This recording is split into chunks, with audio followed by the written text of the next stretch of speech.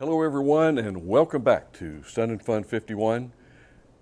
Turn up the fun in 51, I think is the motto we're using this year. I'm Ben Coleman, one of your hosts for the Florida Aviation Network, coming to you live and in the clear from the Central Florida Aerospace Academy here on the Sun and Fun complex. And if you're not at Sun and Fun, if you're watching this from the comfort of your living room, you're in the wrong spot. You need to be out here walking around the ramp, seeing the people, meeting the folks involved with the aerospace industry, and just learning about what this so rich. It's a target-rich environment here we have here at Lakeland, and we're so fortunate to be here. We're also fortunate to have folks that have been kind of around for a while. You don't know it to see the youth and the vigorism that they use in their actions and words, but we have actually got Jamail Larkins here with us. Thanks, Ben, for having me. I You're appreciate welcome. it. Jamail, I'd be a stretch to say that we just met. It's been probably, let's see, I started working with the Federal Aviation Administration in 2005, and that's when really kind of came on the scene. So it's been 20 years, two decades. At least 20. Back when I had some hair and it was darker color. But Jamail, you were at one point the youngest air show performer, and that's a moniker that you will always be hung with. You know that. It's a pretty cool honor. Before that, I actually had a chance to go up to Canada at the age of 14, and I did that because I was in the process of petitioning the FAA of all people to try to get an exemption to fly solo before my 16th birthday. Found out in Canada you only have to be 14 to fly solo up there, so went up to Canada, raised some money, went up to Canada in Timmins, Ontario, Canada, and about 2 weeks later became one of the youngest American pilots to fly a powered airplane solo then at 14. Then fell in love with aviation, came to Sun and Fun, and I knew after watching the first air show performance of my life that I wanted to do that. Mm-hmm. And at 18, right before I graduated high school, I bought a Christian Eagle II, a high-performance aerobatic biplane. I remember it. Learned how to fly aerobatics. It was a grueling summer from literally my senior year after I graduated high school to my freshman year of college that summer. I trained every single day. I was doing about 5 training flights a day. The week before I left to go to Embry-Riddle, I took my ACE, my aerobatic competency evaluation, passed that, fortunately, and flew my first air show about a month after I started class at Embry-Riddle. What was your waiver? How low did you go? So I got down to level 3, which was 500 feet. I tested for level 2 and did 250, but I never got a chance to fly air shows.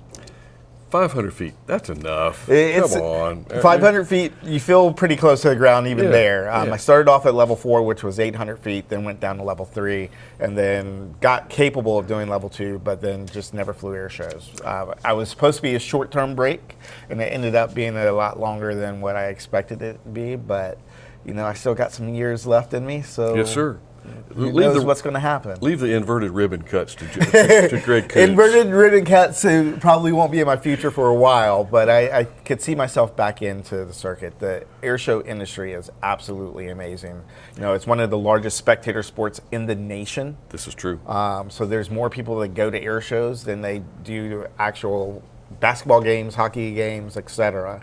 Air show performers in the industry doesn't get the recognition that it deserves, especially for the amount of practice, training, dedication that it takes to become a real air show performer. It's serious. And to stay proficient, that's the key. You got to do it safe. Proficient. You got to do it You talk safe. about you're flying every day. Yeah. You were very, very proficient. Yes. You're razor sharp. Yeah. And I know I'm not there at that point right now, so there's no way I would hop inside of an aerobatic biplane and try to do an air show today. But with the right training, you can get back there. But the thing is, it's all about judgment. Yes. And making that decision making. And our alma mater, I'm Embry-Riddle, but I was maintenance. Okay. You were the pilot guy. I was actually aviation business at Embry-Riddle. Oh, I didn't know that. I was an aviation business administration major with a marketing area of concentration there. Jamail, you wore a lot of hats. Still do. But right now, you happen to be wearing a shirt that has just captivated my imagination. What does aviation start? stand for? So Aviation Start is this brand new organization that all our goal is try to get more people involved inside the aviation industry. During the Dream Launch Tour that I've been on since 2005, we've gone to over 1,000 schools. I've spoken to more than 60,000 students about their career opportunities inside of aviation. And the number one factor for people that I always hear why they don't get involved in the industry is the cost. So I knew that there was a ton of resources out there. When you look at the major aviation associations, to the local air shows that have scholarship funds, to local aviation groups that put out money, but most people don't know where to go to search for it. Unless you're already involved in those organizations, you really have no idea how to access those funds. So I went to work, myself and a small team, and we created the largest aviation scholarship resource available out there. It has over $20 million worth of annual funding for all sorts of different aviation careers. And this is annually? This Annually, isn't just not just a one-time pop. thing. Okay. This is money that's going out the door every single year. Wow. More than $20 million. And we're talking about pilots, we're talking about A&Ps, we're talking about airport operations, getting involved in the business side of the aviation industry, and even cabin crew. There's scholarships out there for. So all you have to do is go to aviationstart.org, and you can search through all sorts of different scholarship options. Go there. It's completely free to register your account, and then you get access to their database. Jamail, do me a favor. Look at camera 3 and say aviationstart.org. Aviationstart.org. Point at it, because this is one you're going to snip it and put it on your website. Camera 3, you're going to look at camera 3. For the largest aviation scholarship database in the world, go to aviationstart.org. Wow, that's great. That's so powerful. These guys are going to kill me for doing that. Well, I appreciate the opportunity to get the word out there about this being in existence, because I think it's important. If you have a dream or goal of being involved inside of this industry, there's a lot of resources out there to make that dream become your reality. And aviationstart.org wants to connect you to those. We had earlier, a Civil Air Patrol gentleman was here. Yeah. Do you know him? Have you met him? Which one? Colonel Penderas. I have not had the privilege of meeting him. Wow, you got to meet this guy. He's on fire. And he's a Florida Wing Commander. Okay. And there's just so much. Here's, there for a long time, Jamail, we were concerned about aviation drying up. Yeah. And not enough pilots, not enough mechanics. And there's been this big push to get youth involved. I think we're going to get the youth involved. Now the onus is on the industry to how do we absorb and keep these youth motivated and give them an opportunity to display their goods and teach them, give them a spot. I don't know. We may be on the antithesis of the problem we were trying to create. Well, I would probably have to respectfully disagree with you there, Ben, just because if you look at some of the forecasts, for example, we know right now, if you just go through the FAA database and look at all of the ATP certificates right now, almost 50%, 45% to be exact, are reached a mandatory retirement age of 65 in 14 years or less. So if you have 45% of all the registered airline pilots that are legally required to retire in less than 14 years, that creates a lot of opportunities. There's another forecast out there that projects the pilot shortage reaching over 30,000 people by 2032. So there's, who knows who's going to be accurate on this, but I definitely see it because it's legally required that a lot of pilots retire and they're not able to fly inside the cockpit of any commercial 121 carrier in less than 14 years. There's going to be opportunities, but our industry is very cyclical, as you know. We go through our ups and downs and we overcorrect a lot. True. But the funny thing about that is there's even more demand outside of the cockpit than what there is inside. If you look at studies, most of them show that A&Ps are in a greater need than what airline pilots are. In addition to that, there's about 1 million that are needed in cabin crew. And the total airport operations side, you got about 2.4 million needed in new jobs in the next 20 years. So there's some opportunities out there. Jamail, I got to admit, I will say this even on camera, that I baited you there. Because there is so much that is available that it is needed. Yeah. And now it's up to the old timers. And I used to be a young whippersnapper, Now I'm an old timer, but now I have an obligation Yeah. to help folks when they come up and say, how do I do this? How do I get involved? I'll send them to the Civil Air Patrol. I'll send them now that I got to admit, I wasn't aware of aviationstart.org. Well, we just launched the website and the resource on Monday of the show. So that's probably a good thing that you didn't Where know. have I been? But Where I have I mean, been? yeah, Okay. we've had, 48 hours since then. But we have a lot, and the great thing about it is we're partnering with all the organizations, Civil Air Patrol, Young Eagles, AOPA, all of those organizations we're working with, because there's no need to reinvent the wheel. It's all about connecting people to the resources that already exist, because those guys know how to do it right. And if we can connect more people to those programs and those opportunities, like Civil Air Patrol is a great opportunity, not just for military aviation. It's for anyone that has an interest in aviation. And the second part about it, even on their senior members for CAP, getting the opportunity to get involved with search and rescue operations. I'm sure you guys talked about the fact that they do like over 90% of all the search and air rescue missions that are out there inside of the continental United States, for the lower 48 at least. They do some great work. It's a great opportunity to volunteer and get involved, but outside of that, there's so many other fun aspects of aviation that I think more exposure needs to be there to let people know these opportunities exist. There will be, and you don't get it eating potato chips sitting on the couch. That's true. You've got to get involved in. Here's a term that I'll discuss it with you and ask you how you feel about it. But when somebody tells me that something is free, I have to stop them. Politely, I stop them and say, no. It's not free. There's no charge. Yes. Because your time Is what's never more free. valuable than your time? That's true. Okay? That's true. So parents, get out there and invest the time. Take your children and get out to the airport, or go to the website. I mean, everybody's on these things these days. And this, like it or not, this is part of our, it's part That's of our part of society. yourself. Sure. And when you come across folks, and I particularly always like talking with you, because you can see the passion, you can see the devotion, and there's obstacles. Yeah, it's expensive, but there's ways to get around that. Yeah. And a lot of the things in life that are most precious and dear are not. There's no charge for it. Yeah.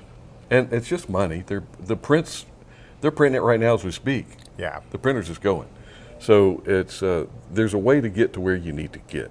And Aviation Start's not going to solve the problem for everybody out there. There's no way that we can do that. But one thing that we can do is make it a little bit easier to get that start out there. And that's what we're trying to do. Dedication, passion. The FAA is, and I use a joke, it's the Friendly Aviation Administration. Not federal, but friendly. And they do there's a lot of awful, very dedicated and devoted Yes. people. But the agency itself is, are they regulatory? Are they cops? Maybe. But there's a learning aspect. The SPANS website, FAASPANS.gov. There's so much information out there that all you have to do is ask the right question Yes. and know where to go. And when they go onto aviationstart.org, what are they going to find on your website? So you have a couple different sections. We have 3 primary sections right now, and we are continuing to build upon it. The first section is talking about career opportunities. We mentioned the need for all these new pilots and mechanics and airport operations specialists to get involved. But there's also a new segment that we haven't discussed, which is emerging, I like to call them emerging aviation careers. You're talking about powered lift, the Jetsons era of technology, unmanned aerial vehicles, drone deliveries, all that segment, and then also commercial space transportation. Oh, yeah. Who has not been excited to see rockets being landed and captured by towers in the last 12 months? The thought of us going back to the moon, thought of us potentially going to Mars. I saw an interview by Elon Musk, I think last week, where he stated as like 2029 time frame. Yeah. He thinks we'll have a human on Mars. That's like 4 years away. The potential is there. Yeah, so there's a lot of opportunities, not just with traditional aviation careers, but the emerging segment too. And it's pretty cool. But Jamal, all those astronauts and NORAD pilots and the F-22 and F-35 pilots, you know where they got their start? Yep. And a J3 or just similar general aviation a GA type airplane. You got to GA start airplane. crawl, walk, run. And there's some really cool programs which, like, I don't think most people are really aware about. If you're between the ages of 16 to 18, you can almost guarantee a free private pilot's license. There's some what? A free private pilot's license. Did you use the F word? Yeah. No cost private pilot's license. Because you're correct. It does require a time commitment to do it. Big time. You have to do you have to study for it, number one, but you have to get your private pilot's written exam. And if you pass that, between AOPA, EA, the Commemorative Air Force, the Sun and Fun organization, so many other organizations are out there with the backing of organizations like the Ray Foundation, et cetera, that literally are funding people to get their private pilot's license. And one of the main reasons why they do it isn't necessarily to create more pilots, but to give them the opportunity to learn how to overcome obstacles and get involved in doing something cool and learning how to go through that process of making something happen. It's lessons in life. Yes. It really is. And Jamail, I'm going to put you on the spot. How much glider time do you have?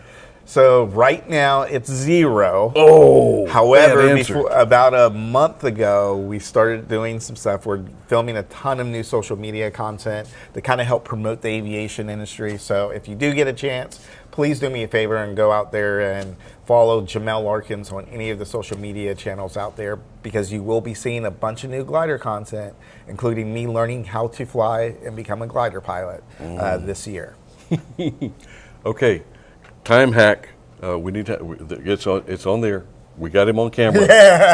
It's a commitment now. It's a commitment that I will be a glider pilot before the end of this year. You're going to have so much fun. Yeah. And really, it's true energy management. Yes. And I won't be as good as Bob Hoover. We all know that, but I can at least have goals to strive for. I don't know. Manfred Radius. Yes. I mean, he is. When I say Manfred Radius, I hear trumpets and bells going off in the background.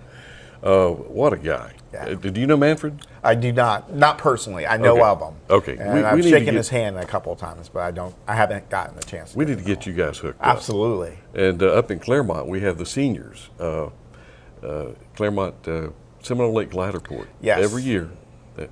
And these guys, they get a launch. They go to 3,000 feet. They're gone for hours.